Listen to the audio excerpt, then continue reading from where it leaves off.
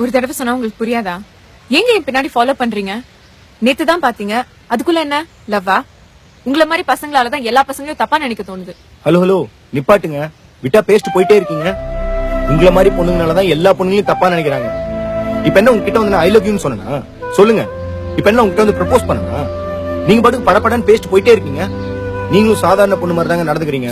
ஐயோ sorry sorry, உங்களை தப்பா நினைச்சிட்டேன். சாரி.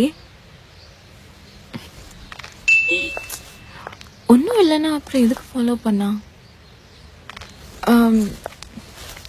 பின்ன என்ன எதுக்கு ஃபாலோ பண்ணீங்க? அதுவா? அது வேற ஒண்ணும் இல்லைங்க. அதான் நான் உங்களை லவ் பண்றேன்ல.